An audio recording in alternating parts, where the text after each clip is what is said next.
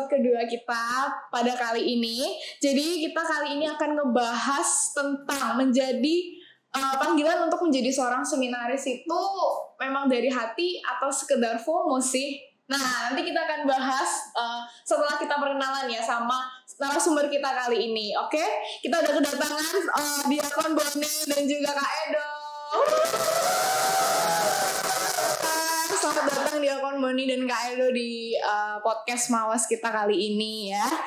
Pertama kita kenalan dulu kali ya sama Diakon Boni ya, narasumber pertama kita. Diakon Boni, izinkan saya buat membacakan sedikit tentang riwayat pendidikan dari Diakon Boni. Oke? Boleh ya. Oke, jadi Diakon Bonifasius Jagom SPD ini yang memang diakrab disapa sebagai Diakon Boni. Dia ini lahir di Kondeng tanggal 29 Juni tahun 1995. Nah, pada tahun 2014 sampai dengan 2015, Diakon Boni menjalani masa postulannya di Postulat Stella Maris Malang. Lalu pada tahun 2015 sampai dengan 2017, Diakon Boni menjalani masa novis di Novisiat SPD Biara Roh Kudus Batu Malang. Lalu pada tahun 2015 sampai dengan 2017, Diakon Boni menjalani masa novis di Novisiat SPD Biara Roh Kudus Batu Malang. Lalu pada tanggal 15 Agustus 2017, Diakon Boni mengikrarkan kaul perdananya di Seminari Tinggi SPD Surya Wacana Malang. Lalu pada tahun 2017 sampai dengan 2021, Diakon Boni menjalani studi filsafat di Sekolah Tinggi Filsafat Teologi STVT Widya Sasana Malang. Lalu tahun 2021 sampai dengan 2022, Diakon Boni menjalani praktek pastoralnya di Paroki Santo Paulus Longbentuk di Keuskupan Agung Samarinda. Lalu di tahun 2022 sampai dengan 2024, Diakon Boni menjalani studi teologinya di STFT Widya Sasana Malang. Lalu pada tanggal 15 Agustus tahun 2023, Diakon Boni mengikrarkan kaul kekal di Seminari Tinggi SPD Surya Wacana Malang. Lalu pada tanggal 25 April tahun 2024, Diakon Boni menjalani tahbisan sebagai seorang diakon di Gereja Katedral Malang. Lalu tanggal 13 Juni tahun 2024, Diakon Boni menjalani prakteknya sebagai diakonat di Gereja Katolik Paroki Salib Suci Tropodo Sidoarjo, Keuskupan Surabaya. Wah, tepuk tangan dulu. Beliau begitu lama sekali menjalani masa sekolahnya ya. Oke, kita lanjut untuk kenalan sama narasumber kita yang kedua nih. Ada Kak Edo. Halo. Aku izin buat bacain sedikit ya tentang perjalanan Kak Edo, oke? Siap. Jadi Edward Parahita Chandra Kumara yang sedang menjalankan seminari di tahun ketiga pada tanggal 11, lahir di tanggal 11 Oktober tahun 2007. Dia juga termasuk wilayah Paulus lingkungan 1. Lalu menjalani masa TK dan juga SDK di Santo Yusuf Tropodo. Lalu untuk SMP-nya di SMPN 21 Surabaya. Lalu dia SMA di Seminari Mertoyudan Magelang di Jawa Tengah. Jadi kayak memasuki sekolah seminari ya. Yeah. Betul. Oke. Jadi sebelumnya kita akan membahas tentang panggilan menjadi seorang seminaris itu memang dari hati atau sekedar FOMO. Mungkin ada yang tahu nggak sih FOMO itu apa ya? Apa tuh? Mungkin kalian berdiri tahu FOMO itu apa? Ya, fear of missing out. Oh ya, udah tahu ya. Mungkin termasuk Gen Z ya, jadi mungkin sudah familiar dengan kata-kata FOMO ya. Betul, jadi FOMO adalah fear of missing out. Apa itu artinya? Jadi di zaman sekarang itu banyak anak-anak yang memiliki rasa ketakutan atau mereka tuh kayak pengen banget harus ikut untuk kegiatan-kegiatan tertentu, entah itu mau dari hati atau cuma sekedar ikut teman-teman, yang penting dia tuh harus ikut gitu. Nah itu jadi mereka punya ketakutan itu untuk melakukan kegiatan tertentu yang harus mereka jalani gitu. Nah mungkin nanti kita akan membahas ini lebih detail, tapi konteksnya akan mengarah ke sebagai calon imam gitu ya. Oke, kita masuk langsung ke pertanyaan pertama. Oke. Jadi pertama mungkin dari Diakon Boni dulu kali ya, sebagai seorang senior nih ya, dan nanti mungkin Kak Edo bisa sekalian menyerap informasi dari Diakon Boni ya. Oke. Jadi Diakon Boni boleh cerita sedikit tentang sejarah waktu Diakon Boni masih menjalani masa-masa sekolah yang awal banget menjadi seorang seminari itu, boleh diceritakan sedikit. Oke. Pada dasarnya ya, saya sebelum masuk biara tahun 2014 saya sama seperti teman-teman semua ya,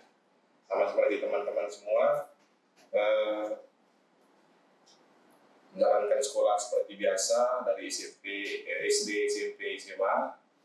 Saya betul-betul mulai merasa tertarik dengan hidup membiara itu ketika saya sekolah di SMP ya, dan juga di SMA, kebetulan di sekolah yang sama.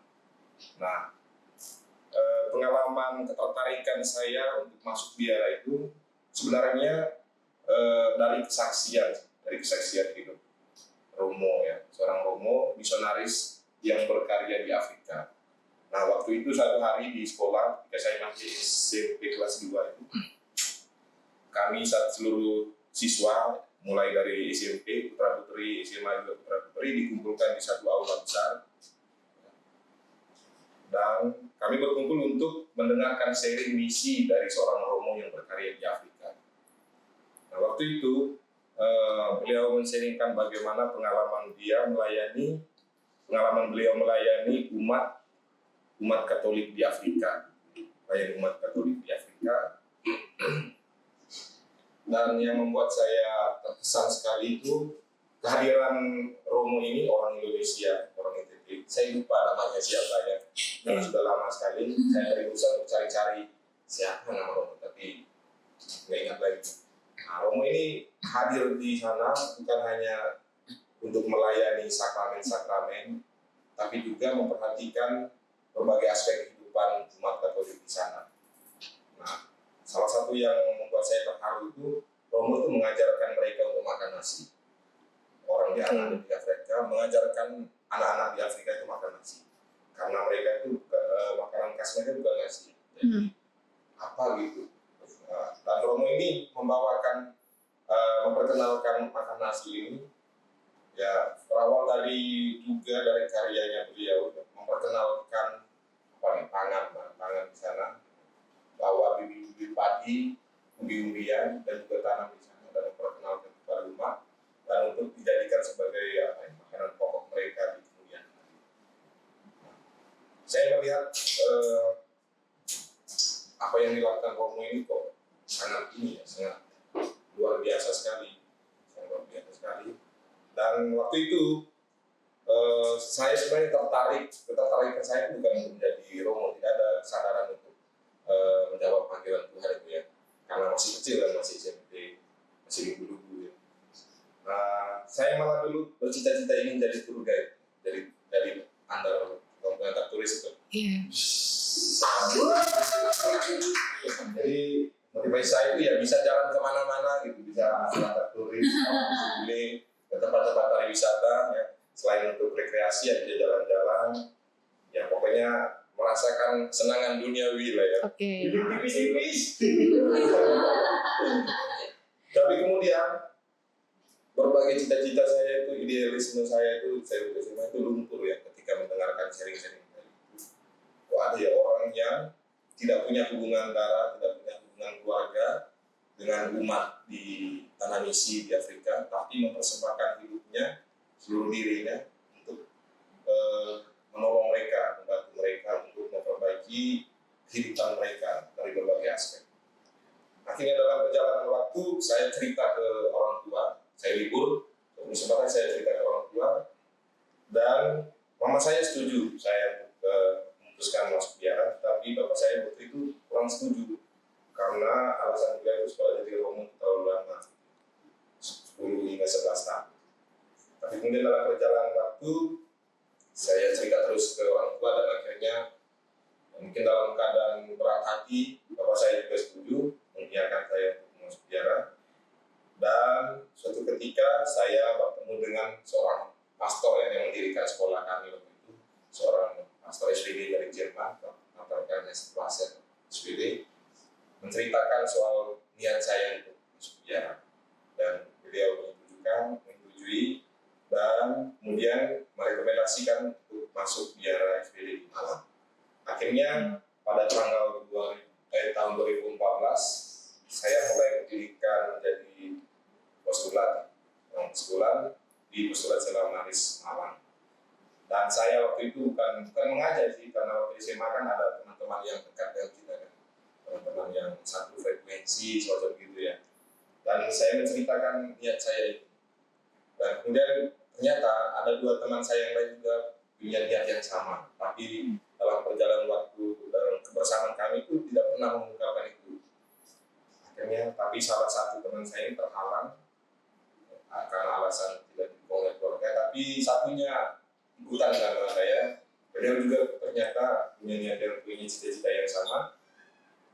Lalu kami sama-sama daftar masuk postulat di Malang karena kami tidak mengikuti pendidikan di seminari, masuk di Malang.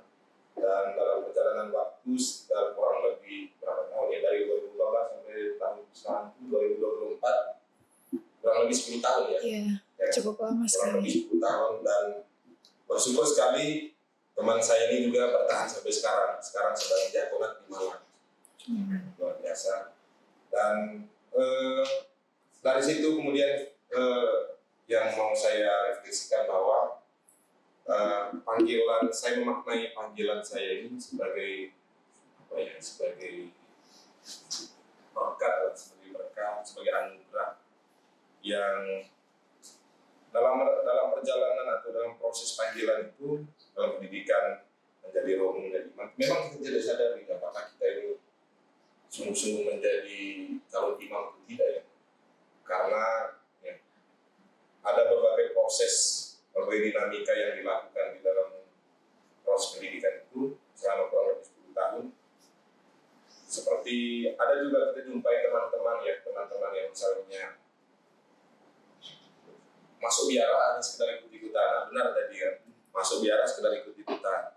Tapi yang mau saya garis bawahi adalah panggilan itu misteri.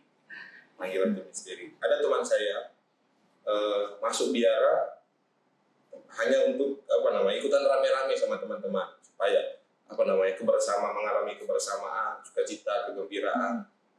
Dan mungkin juga orang tuanya tidak setuju, tapi sekarang sudah jadi diakon. Jadi awalnya panggilannya itu hanya ikut-ikutan gitu. Tapi dalam proses perjalanan waktu, niat atau motivasi panggilan itu dimurnikan. Karena bagaimanapun Tuhan memanggil setiap kita itu dengan berbagai caranya. Kadang ada yang betul-betul mungkin Tuhan juga menyadarkan orang itu secara sungguh-sungguh, hingga kemudian orang itu sebelum dia masuk biara sudah menyadari, saya ini dipanggil oleh Tuhan dan saya harus masuk.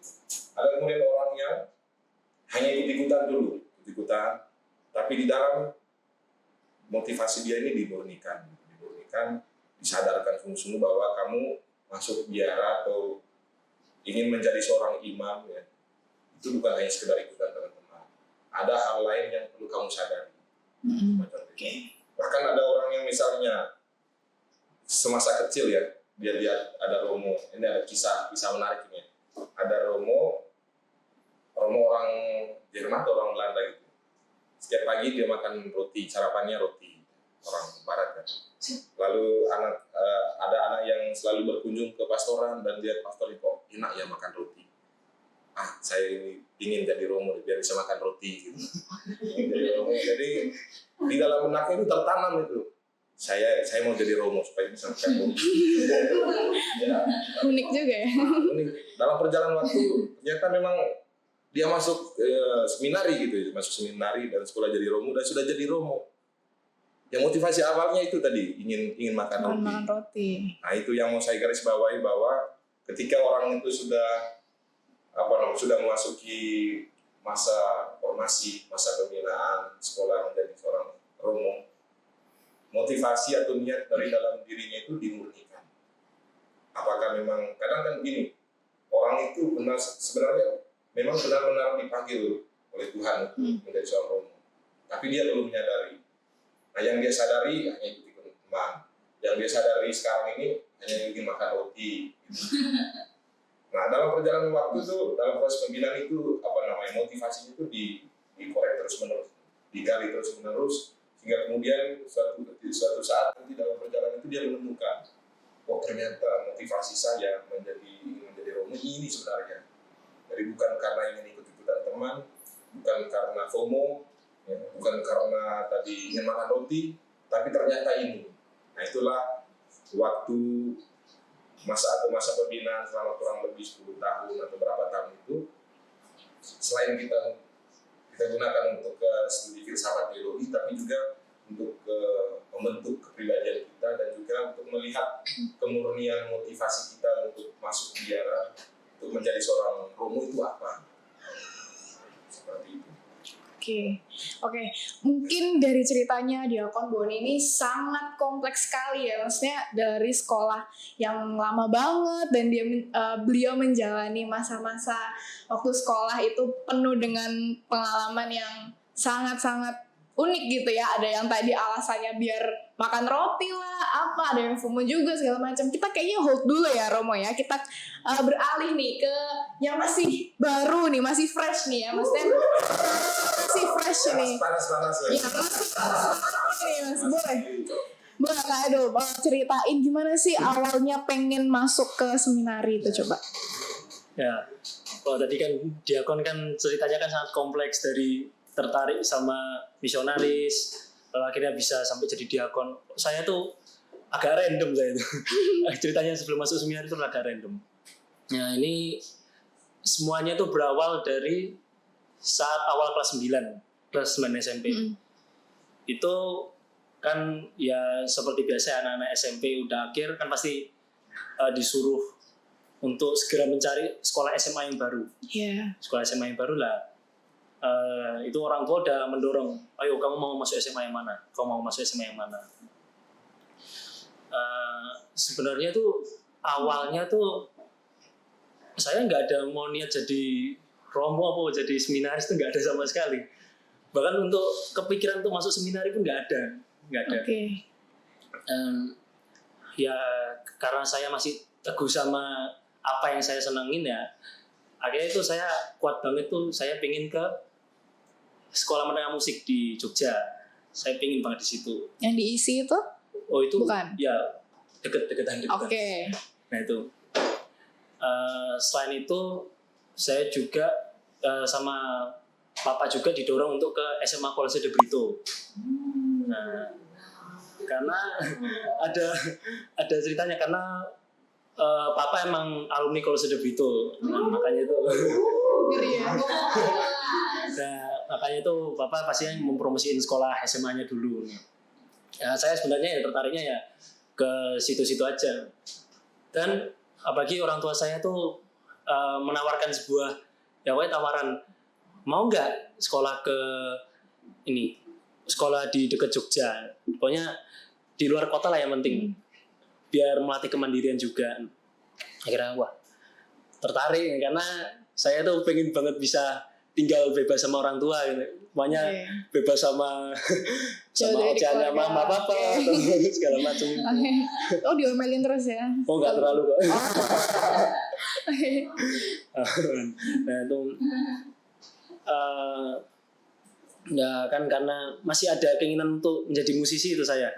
Nah tapi ada tawaran dari papa, yang tiba-tiba tuh papa tuh nanyain, ini loh ada seminari, namanya itu Seminari Menengah Santo Petrus Canisius Mertoyudan. Ini seminari ini tuh udah menghasilkan banyak sekali romo, banyak sekali uskup, kardinalnya Keuskupan Agung Jakarta kan dari Mertoyudan juga lulusannya. Nah, dan akhirnya dari situ saya mikir ngapain sih ya? ngapain jadi Romo, ngapain nggak nikah juga, ngapain, kasihan. Pikirannya kayak gitu.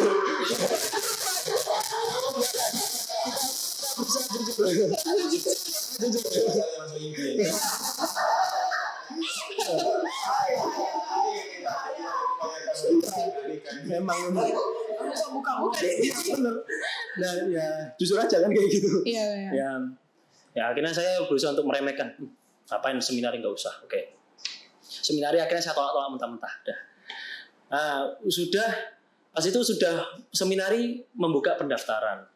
Dan itu setelah mengalami berbagai macam perbincangan, dialog sama papa mama, sama orang tua juga, sama keluarga, akhirnya saya mikir itu kalau seminari itu adalah tempat yang sangat, pokoknya tuh di dalam seminari itu sangat lengkap. Karena apa? Karena dalam seminari itu saya udah dapat kayak semua kegiatan, misalnya kayak musik, olahraga, habis itu studi, itu kan memang sudah terdapat di situ. Iya. Dan apalagi kita sistem hidupnya berasrama, artinya kan kami dituntut untuk mengolah rasa persaudaraan kami satu sama lain, untuk membangun chemistry kami antar teman, yang akhirnya teman-teman itu yang akan menjadi keluarga kita, karena ya hidup bersama. Iya. Nah akhirnya setelah saya berpikir ulang gitu ya, kalau misalnya saya di seminari, saya bersekolah di tempat yang memang worth it untuk segala macam kekayaan ilmu yang ada di situ. Akhirnya saya berpikir untuk ya udah saya ambil daftar dulu aja, siapa tahu keterima kita, ya wis nggak apa-apa. Kok nggak keterima juga nggak apa-apa. Saya akhirnya kayak gitu. Akhirnya pas itu masih online, dan akhirnya saya ikut tes online. Saya akhirnya izin ke sekolah SMP saya untuk saya sementara ini nggak ikut KBM karena saya fokus untuk ujian, untuk tes. Akhirnya beberapa saat setelah tes keterima ya.